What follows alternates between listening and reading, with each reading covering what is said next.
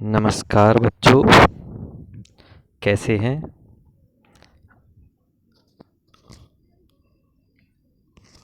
आज हम कक्षा 12वीं का 13 चैप्टर काले मेघा पानी दे पर डिस्कस करने वाले हैं।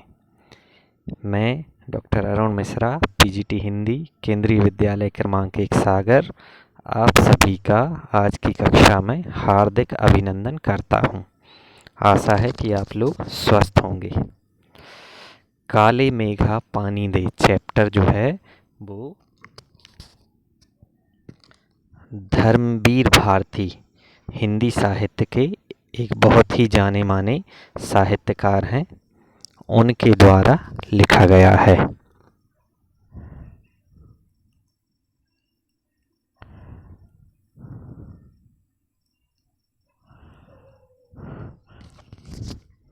इस चैप्टर में धर्मवीर भारती ने तर्क और विश्वास के संघर्ष पर आधारित निबंध की विषय वस्तु को चुना है। लोक जीवन विश्वास के सहारे जीता है और विज्ञान तर्क के सहारे चलता है। दोनों की अपनी अपनी दृष्टियां हैं। लेखक ने दोनों पक्षों को अपनी तरह से प्रस्तुत करके निर्णय पाठकों पर छोड़ दिया है। उसके पहले हम धर्मवीर भारती के बारे में जान लेते हैं कि काले मेघा पानी दे संस्मरण में लोक प्रचलित विश्वास और विज्ञान के द्वंद्व का सुंदर चित्रण है। सन 1926 इलाहाबाद में जन्मे धर्मवीर भारती जी आज़ादी के बाद के इतिहासकारों में विशिष्ट स्थान रखते हैं। उनकी कविताएं, कहानियां, उपन्यास, निबंध, गीति नाट्य और रिपोर्टाज हिंदी साहित्य की महत्वपूर्ण उपलब्धियां हैं। उनका सर्वाधिक लोकप्रिय उपन्यास गुनाहों का देवता एक सरस और भावप्रवण प्रेम कथा है। एक लंबे समय तक हिंदी की साप्ताहिक पत्रिका धर्मयुग के संपादक रहते हुए हिंदी पत्रकारिता को इन्होंने नए आयाम प्रदान किए हैं। सन 1997 में उनका निधन हो गया। पद्मश्री, व्यास सम्मान तथा साहित्य के कई राष्ट्रीय पुरस्कारों से इन्हें सम्मानित किया गया। ये चित्र आप देख रहे होंगे धर्मवीर भारती जी का चित्र है। अब आते हैं पाठ की विषय वस्तु पर। तो पाठ की जो मूल विषय वस्तु है वो है लोक प्रचलित विश्वास तथा विज्ञान का द्वंद्व। इसमें मिश्रित रूप से दिखाया गया है। विज्ञान तर्क पर आधारित होता है जबकि विश्वास जनता के मन पर टिका होता है। लेखक बताते हैं कि आषाढ़ के पहले पखवाड़े में बारिश न होने पर भारत के गांवों में बच्चों की इंद्र सेना घर घर से पानी मांगती है। वे उस पानी से नहाते हैं तथा कीचड़ में लौटते हैं। लेखक इसे पानी की बर्बादी मानते हैं। दोनों तरफ आपको चित्र दिखाई दे रहे हैं। इधर चित्र में कुछ बच्चे नहा रहे हैं और इधर चित्र में कुछ बच्चे पानी से, कीचड़ से सने हुए हैं, पानी वाली। ठीक है, तो ये ग्रामीण दृश्यों की झांकी यहाँ पर प्रस्तुत की गई है। आज के वैज्ञानिक युग में लेखक इसे अंधविश्वास मानता है, परंतु उसकी जीजी उसके तर्कों को काट देती है। लेखक कहता है कि हमें वैज्ञानिक दृष्टिकोण अपनाना चाहिए, तभी हम प्रगति कर पाएंगे। वह विरोधी होकर भी स्वयं को इन अंध परंपराओं से मुक्त नहीं कर पाता, क्योंकि जीजी का स्नेह उसके तर्कों पर भारी पड़ता है। लेखक सोचता है कि इंद्र सेना पानी की बर्बादी ही करती है। यह बात उसके मन को कचोटती है। इस तरह के अंधविश्वास देश की क्षति ही करते हैं। अंधविश्वास और वैज्ञानिक सोच का द्वंद्वात्मक मिश्रण इस पाठ में दिखाया गया है। दीदी जो है वो त्याग एवं दान के महत्व को रेखांकित करते हुए लेखक के किशोर मन की जिज्ञासा शांत करती है। आज 50 वर्ष से भी ज़्यादा हो गए, लेकिन इंद्र सेना का यह प्रसंग लेखक को याद है। वह कहता है कि आज आदमी स्वार्थी हो गया है। हम भ्रष्टाचार की बातें करते हैं, परंतु अक्सर एक स्तर पर हम सभी स्वयं को उसी भ्रष्टाचार के अंग बने हुए पाते हैं। ये बिल्कुल सही बात है कि हम दुनिया भर की सामाजिक समस्याओं की बातें करते हैं, लेकिन उनके निदान के लिए हम शायद मन से कोई प्रयास नहीं करते।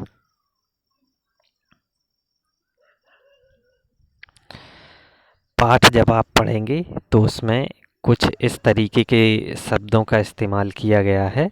काले मेघा पानी दे गुड़धानी दे, गगरी फूटी बैल प्यासा, पानी दे गुड़धानी दे, काले मेघा पानी दे, है ना। तो इसमें गुड़धानी शब्द जो आया है वो गुड़ और चने से बना एक प्रकार का लड्डू है। टेरना एक शब्द है, उसे पुकारने के लिए प्रयोग किया जाता है। बुंदेलखंडी में भी बोलते हैं कि उनको बुला दो के लिए, उनको बोलते हैं कि गांव में उनको टेर दो। टेर दो, टेरना मतलब बुलाना, टेर लगाना। ब्रज भाषा में भी टेरना बोलते हैं।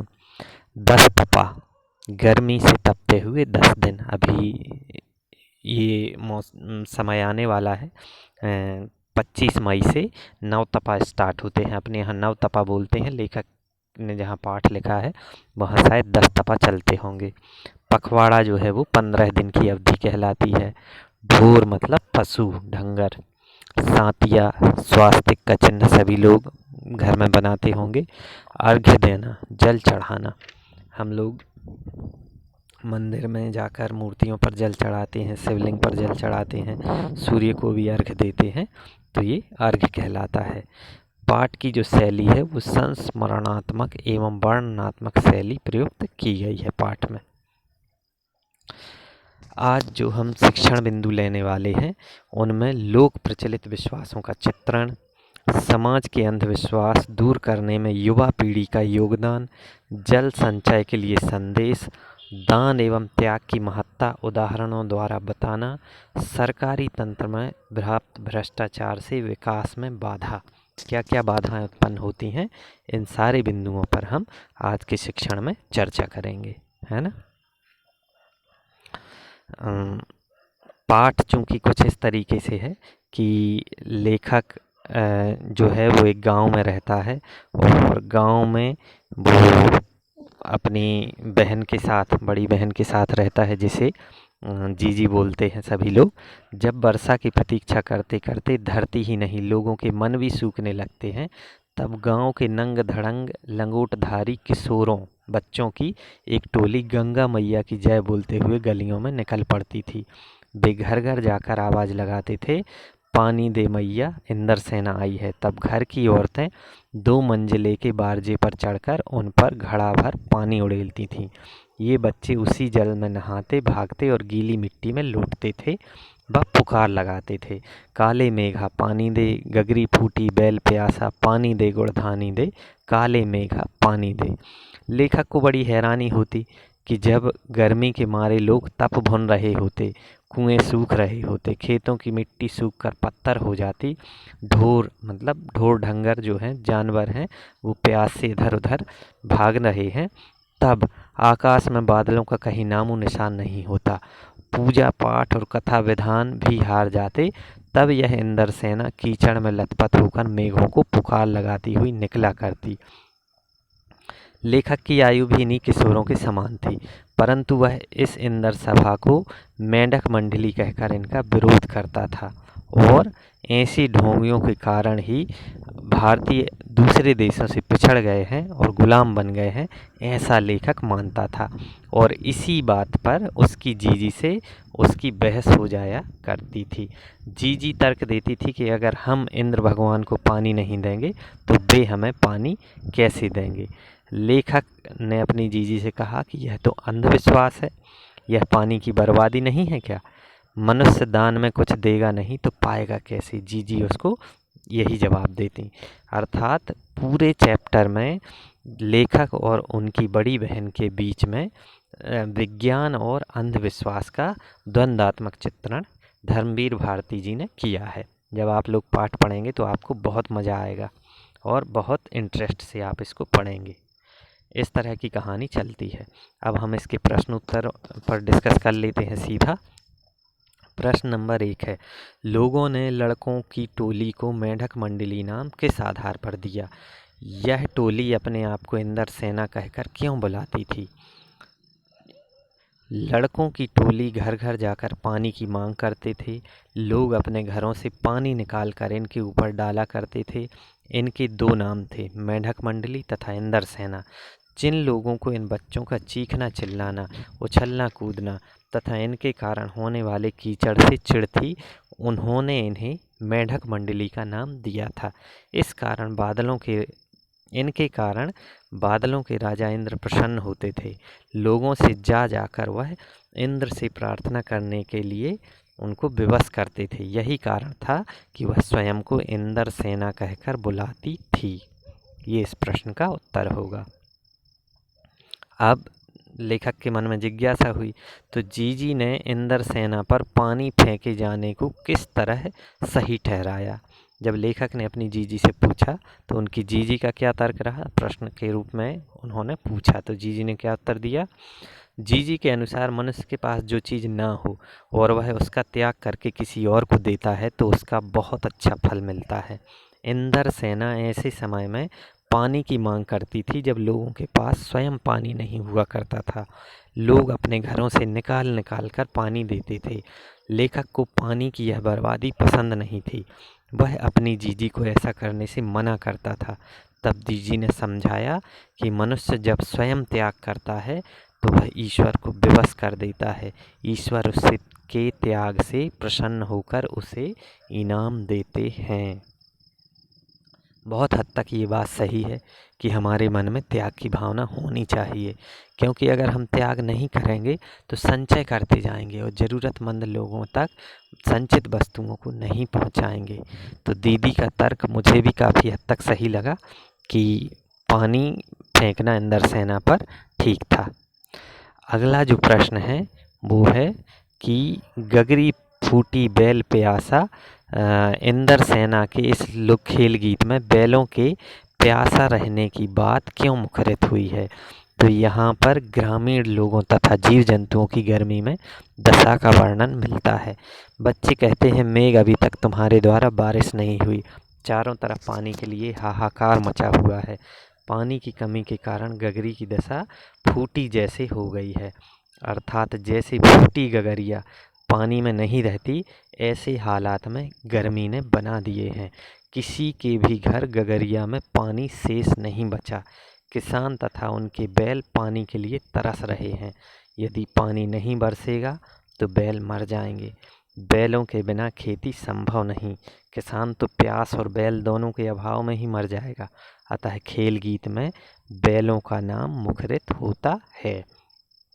अभी आप लोग देख रहे होंगे कि पूरा विश्व संकट काल के दौर से गुजर रहा है और न्यूज़ चैनल जब आप खोल के देखेंगे तो उसमें सिर्फ एक ही न्यूज़ दिखाई जाती है। हजारों मजदूर गांव की तरफ लौट रहे हैं। गांव जो है वो भारतीय अर्थव्यवस्था का आधार है।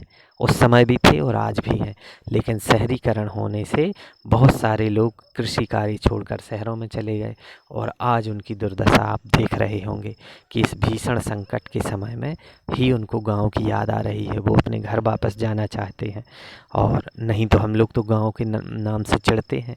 गांव को हम लोगों ने गंवारीपन का प्रतीक बना रखा है, जबकि सोचो कि इतने भयंकर विषाणु से लड़ने का मुकाबला किस में है, गांव की मिट्टी में है, गांव के लोगों में है। लेकिन ये चीज़ हमको ना उस समय समझ में आई थी, ना आज समझ में आएगी और हो सकता है कि आने वाले समय में भी हम ग्रामीण व्यवस्था को नष्ट करने में कोई कोर कसर बाकी ना रखें।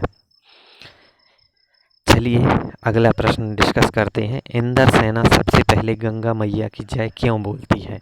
नदियों का भारतीय सामाजिक सांस्कृतिक परिवेश में क्या महत्व है। आप लोगों ने क्लास 8 में पाठ पढ़ा होगा हिमालय की बेटियां। उसमें ये बताया गया है कि नदियों का भारतीय सामाजिक सांस्कृतिक परिवेश में क्या महत्व है। गंगा लोगों के लिए पवित्र है, वह नदी नहीं माँ के समान पूजी जाती है। अतः पहले गंगा मैया की जय बोला जाता है ताकि उनके प्रति अपनी श्रद्धा व्यक्त की जा सके। भारतीय सामाजिक सांस्कृतिक परिवेश में नदियों का बहुत महत्व है। एक नदी मनुष्य के जीवन को सुखमय बनाने के लिए महत्वपूर्ण भूमिका निभाती है। नदियों के कारण मनुष्य को उपजाऊ भूमि प्राप्त होती है, जिससे मनुष्य जाति फलती फूलती है। मनुष्य के दैनिक जीवन में पानी का महत्वपूर्ण स्थान है। उसे पीने से लेकर नहाने तक में पानी की आवश्यकता होती है। पानी के कारण ही वह जीवित रहता है। यह मनुष्य के लिए ही नहीं बल्कि जीव जंतु तथा पेड़ पौधों के लिए भी आवश्यक तत्व है। इसकी आपूर्ति नदियों से ही होती है।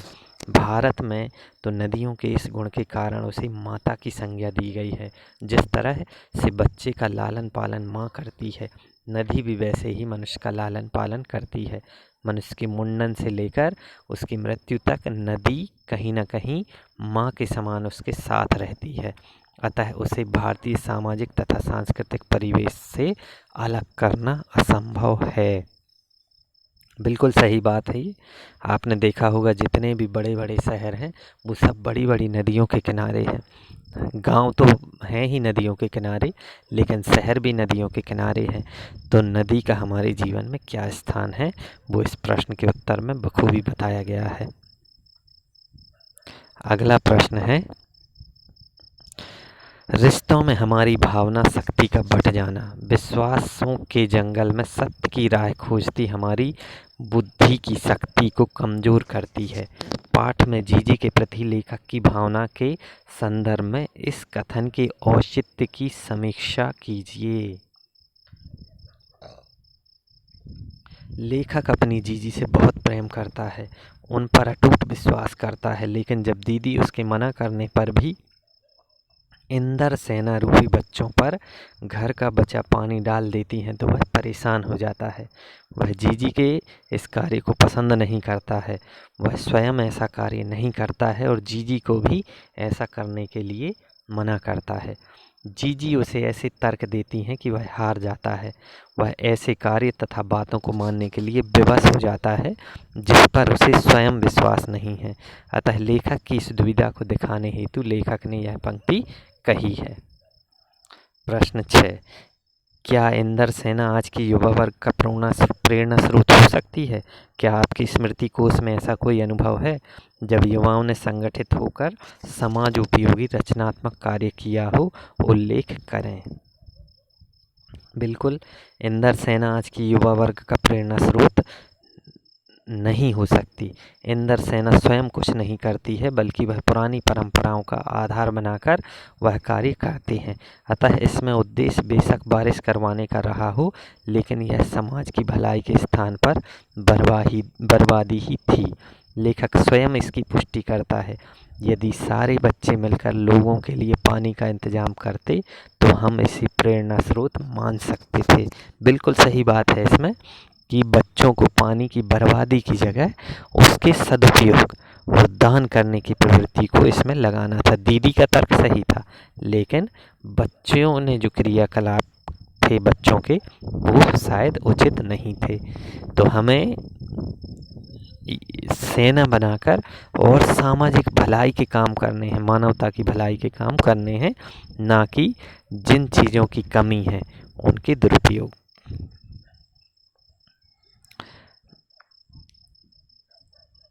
हाँ, अगला जो टॉपिक लिया है वो है पुनरावृत्ति प्रश्न। गांव में इंदर सेना क्या करती थी? पानी दे गुड़धानी दे। मेघों से पानी के साथ साथ गुड़धानी की मांग क्यों की जा रही है? क्या इंदर सेना आज के युवा वर्ग का प्रेरणा स्रोत हो सकती है? क्या आपकी स्मृति कोश में कोई ऐसा अनुभव है जब युवाओं ने संगठित होकर कोई रचनात्मक कार्य किया हो? तो उसका उल्लेख आप कर सकते हैं। बिल्कुल, हमारे आसपास इस तरीके की सामाजिक घटनाएं चलती रहती हैं, जहां पर युवा इकट्ठे होकर और समाज की भलाई के लिए काम करते हैं। उसके कई उदाहरण हमको समाज के आसपास के क्षेत्रों में मिल जाएंगे।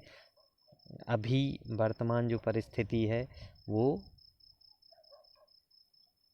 किस तरीके से लोग दान कर रहे हैं, गरीबों को, मजदूरों को सहायता कर रहे हैं, है ना। तो निश्चित है कि हम इस आधार पर कह सकते हैं कि